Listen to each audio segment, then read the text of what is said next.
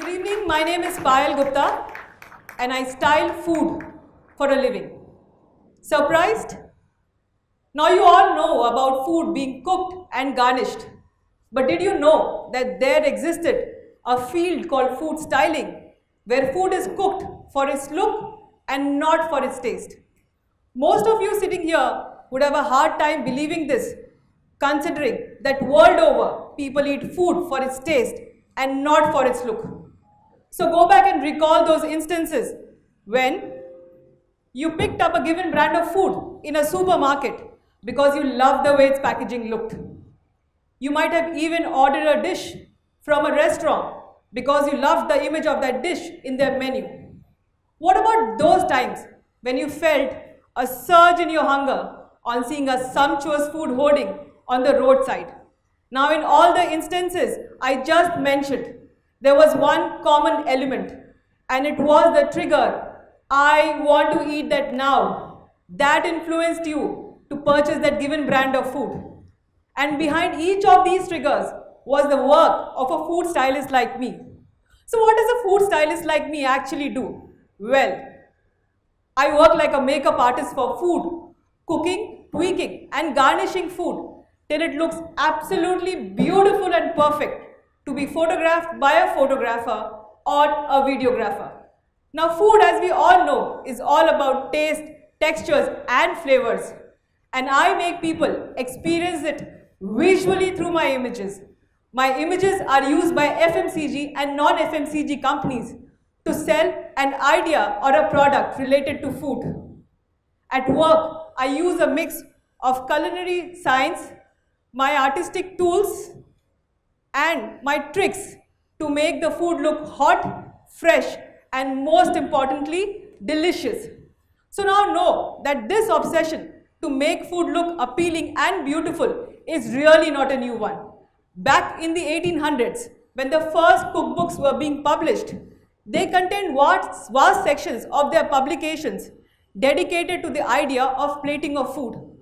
Our own Hindu mythological tales have tales about gods and goddesses being served beautiful food to please them. Now, as this cookbook, magazines and the advertising industry grew, so did this art, and today it's popularly called food styling. So let me give you a real glimpse of what I do at work. Consider that it's Christmas time of the year and I have to make a turkey at home. On a normal day, while making a turkey at home, I would buy a turkey from the market, stuff it up with vegetables, tie it up and roast it in the oven. And here's how my home-cooked turkey would look. However, when I have to food style the same dish, here's what I would do. I would buy a turkey from the market, then seal the tears of my turkey using a super glue. Yes, you heard it right. I would use a super glue to seal my tears. Then I would stuff my turkey and tie it up beautifully. Finally, I would seal the open ends of a turkey using a T-pin. Yes, a T-pin. And here's how my stuffed, T-pin, glued and tight turkey would look. I would then brush my turkey with oil and half cook it in the oven to avoid shrinking its skin. I would then cool my turkey down to room temperature and prepare browning liquids to brush the turkey all over. All this in an effort to make the turkey appear fully cooked. I might even use a torch to blowtorch my turkey in a couple of spots to enhance the cooked appearance. Finally, I would plate my turkey on a beautiful looking platter and garnish it with fruits and vegetables and use tweezers to place herbs on the side. And my final food style turkey would look like this. Now let's compare the home cooked and the food style turkey. A closer look at both the turkeys reveals a stark difference. Note that though from the color, both the turkeys completely look cooked to perfection. However, the home-cooked turkey lacks the deliciousness that the food style one has. This in spite of the fact that the food style turkey is only half cooked. Now notice that I have not used any extraordinary ingredient to make my food style turkey. What I did was to change my approach towards the cooking, combine ordinary ingredients and come up with a better looking version of the dish. Following the same approach, I have been food styling in India for the last 6 years, and I have food styled for more than 100 brands during this time. My food visuals have been used across mediums like websites, billboards and packagings, to name a few. Now, as I reflected back on these achievements, I realized something really beautiful. All along my styling career, I had been combining simple ingredients to come up with beautiful dishes. In fact, I had been using the same approach in my life to become successful. So here I am today to share the ordinary ingredients behind my extraordinary life with you. So now, where did this all begin? I grew up in Kolkata and I was raised in a traditional Marwari joint family. From the beginning, my family faced financial difficulties, and that made me a strong and a determined individual. Now, ours was a family of food lovers, and home was always a buzz with sights and sounds of food. Both my mother and grandmother were excellent cooks, and the sight and the smell of the food cooked by them always seemed to have an uplifting effect on me. When I was 8 years old, I sold food in a carnival with my mom and took back home ₹100 as a share for my hard work. During that carnival, most people purchased our food because it looked beautiful, and this observation remained etched in my memory and heavily influenced the choice of my career in the later years. Now, post the carnival, I continued my explorations with cooking, and slowly it transcended from being a mere hobby to becoming my core passion. However, the difficult financial situations at home was a stark reality that I faced each day. So getting a job to support my family really became the need of the hour. I then decided to go the traditional route, and I pursued a BSc in economics. Post completing my studies, I took up a job in a multinational company as a qualitative researcher, and I moved on with my life.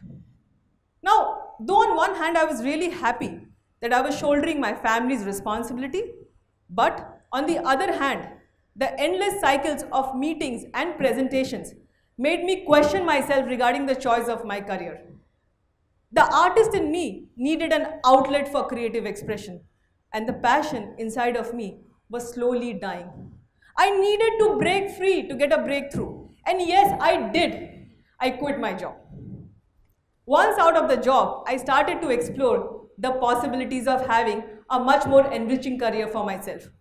I did not know what I wanted to do back then. I only knew that as a child, I purely loved cooking.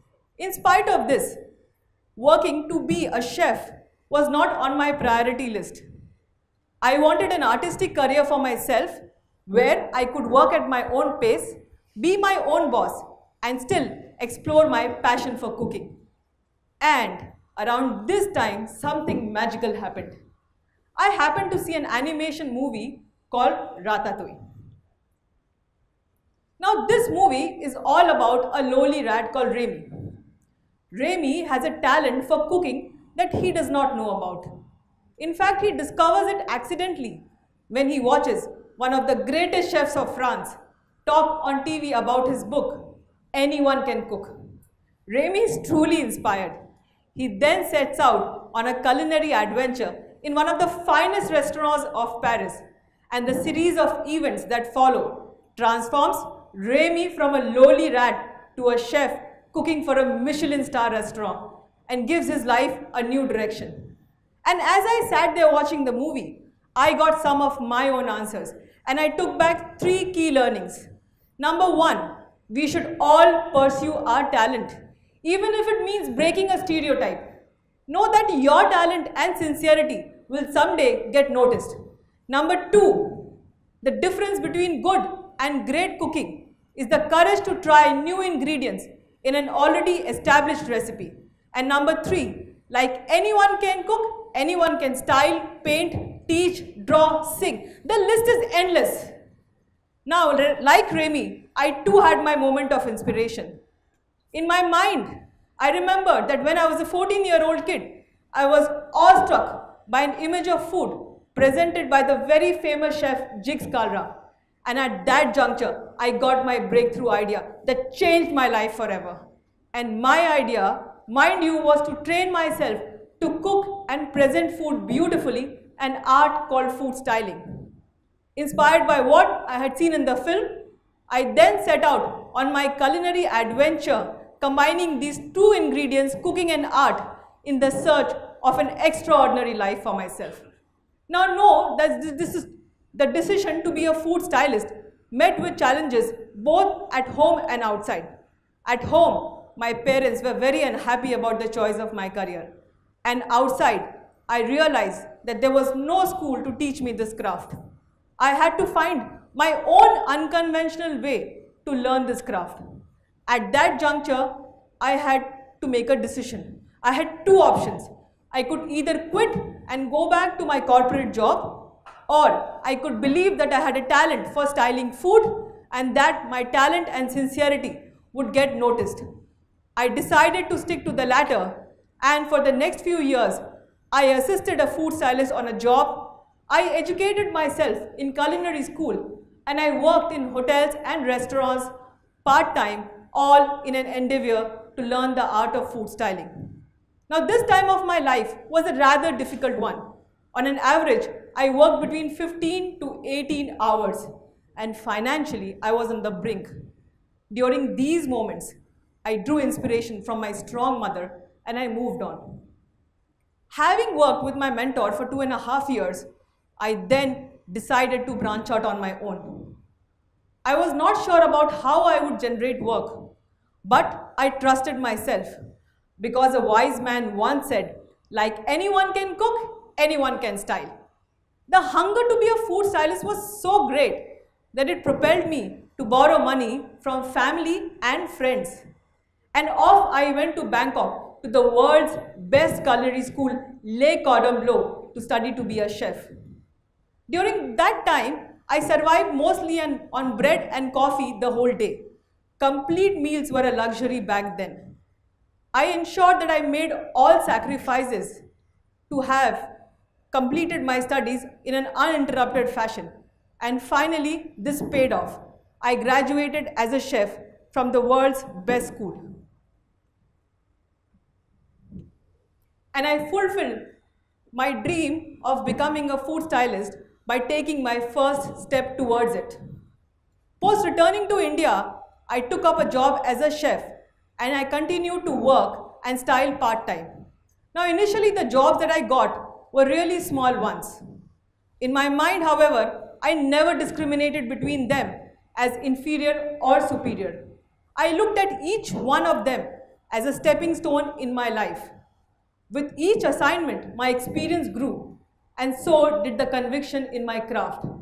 And slowly, I started to style for established national and international brands. And the images that you're about to see on the screen are an outcome of that.